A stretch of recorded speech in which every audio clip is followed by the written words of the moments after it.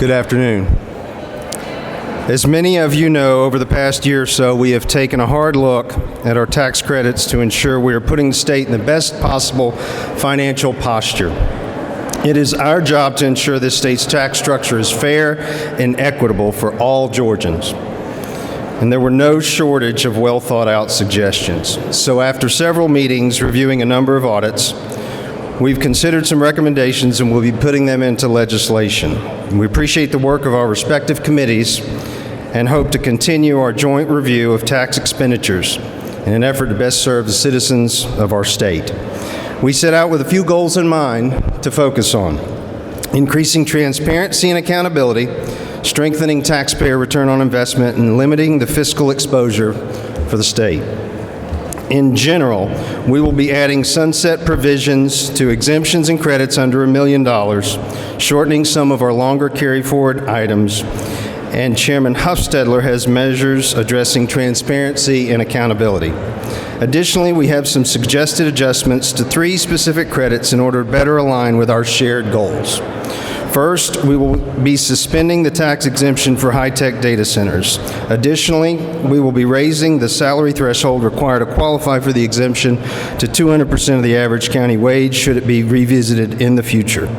Second, on the affordable housing tax credit, we have added some transparency and an uplift menu of options for entities to receive a portion of the state credit. And third, on the film credit, we are adjusting the uplift menu to include 9 possible measures, of which production companies must hit 4 to obtain the additional 10% credit. We also raised the minimum investment requirement and add assignability of credits with regard to transferability to include an exposure limiting provision. We believe these measures meet an expected level of fiscal responsibility while at the same time preserving a very business-friendly, job-creating economic environment. Many thanks to Speaker Burns and Lieutenant Governor Jones for their leadership and insistence on protecting our taxpayers and our state's economy. Now I'll hand it over to Chairman Huffstedler. Thank you, Chairman Blackman. As y'all know, we've had a very slow and deliberate process of evaluating these tax credits, just like we've had a slow and deliberate process of lowering the income tax in Georgia with triggers and safeguards to be sure we're doing it in a responsible manner. I got a few members that think maybe we're doing a little bit too slow, but we are being responsible in it.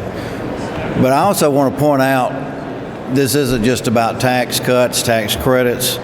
We've increased funding in many areas of our budget to address the growing needs of our state. An example I like to give is that our teachers now have the highest average salary anywhere in the South from Texas to Virginia. So this is all about using the taxpayers' dollars in the most effective and efficient manner. We also are in a competitive market with other states in our area of the country to attract both businesses and the best and the brightest of talent. So Georgia's certainly been a leader in the South, but we can't relax and rest on our laurels, and we won't. So I thank Chairman Blackman for his hard work over the last year, and the issues that he talked about will go through the process of both the House and the Senate. We appreciate the work of the House, and we'll give it our due diligence in the Senate. We look forward to getting their hard work to the Senate and continuing our efforts to give our taxpayers the best bang for their hard-earned tax dollars and continue to make Georgia the envy of the South and the nation.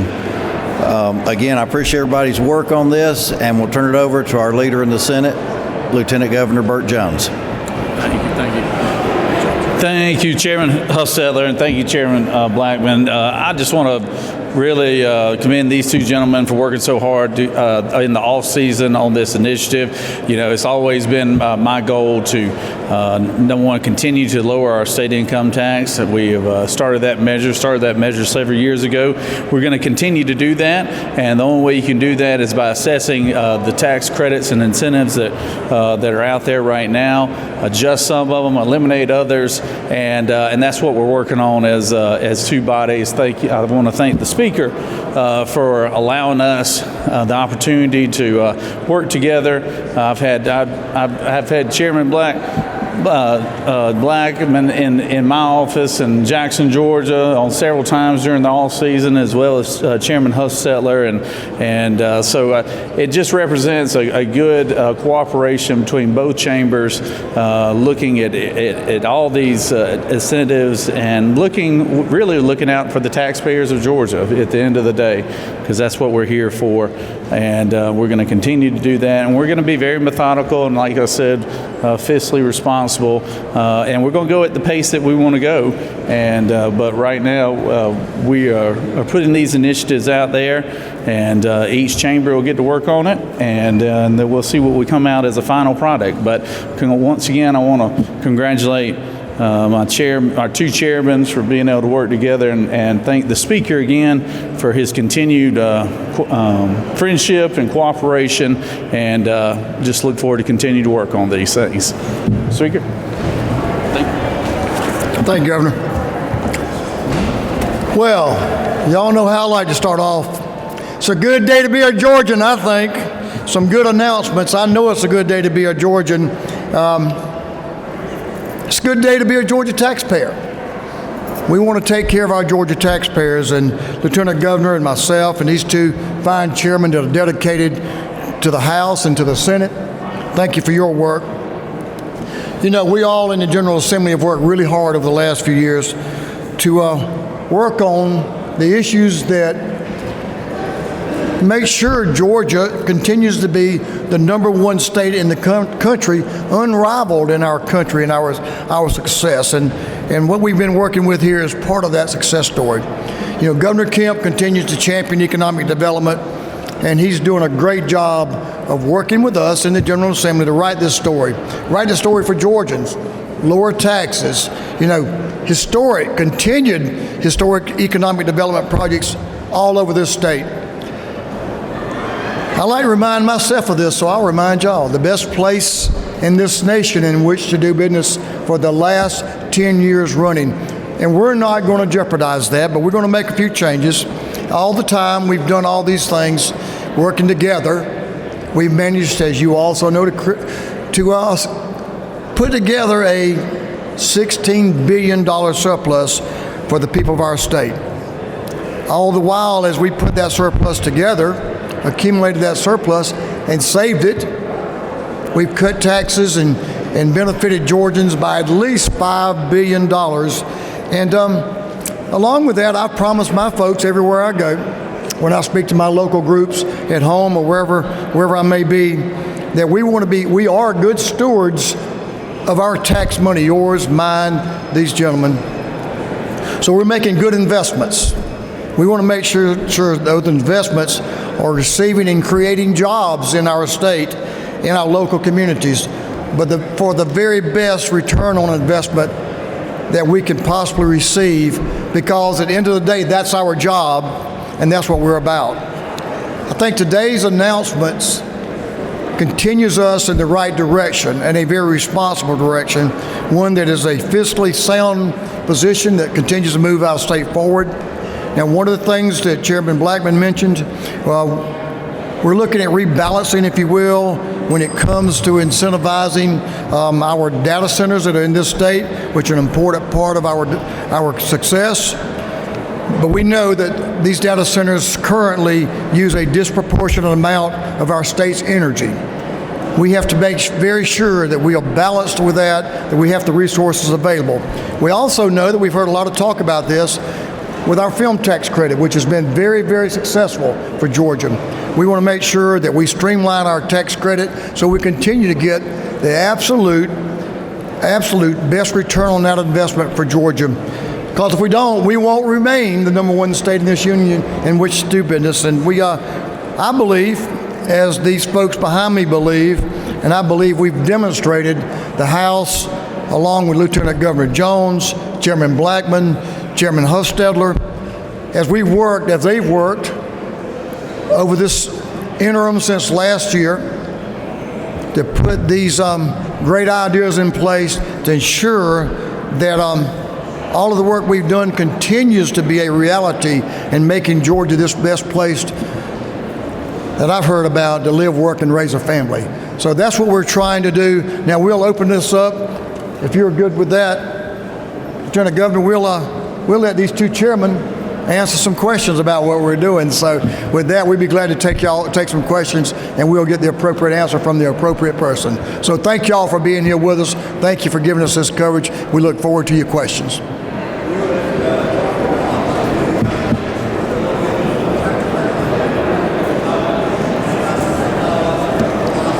that you?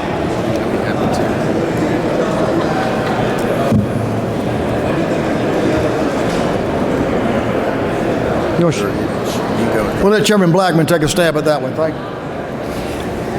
you. It would just be a function of the annual budget. So the prior year's budget revenue, you would look at a 2.5% on transferability. It doesn't limit what can be earned and what can be exercised. It just limits the state's exposure on an annual basis, and any credits would roll over into the next year.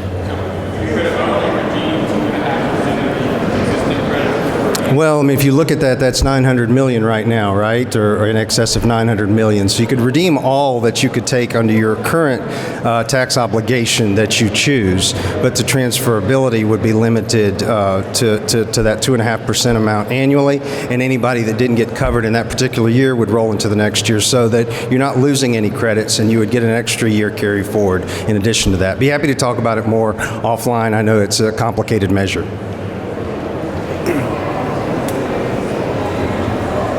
Questions?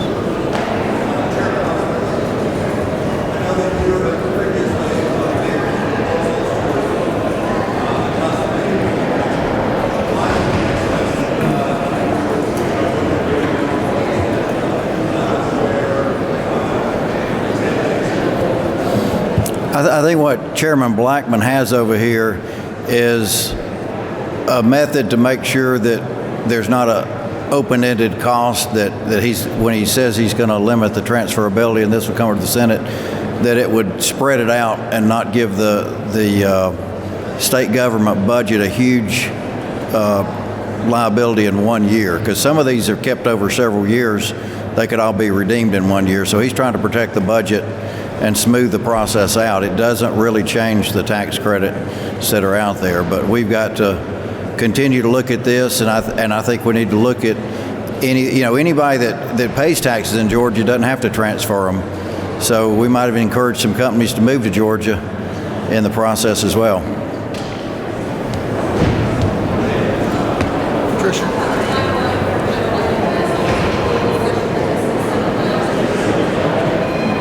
Well, the process, of course, is it goes through the House Ways and Means over to the full House, to the Senate Finance Committee, and then on to the floor and the governor. So, it's certainly our hope to have this done in this session. All right, thank you.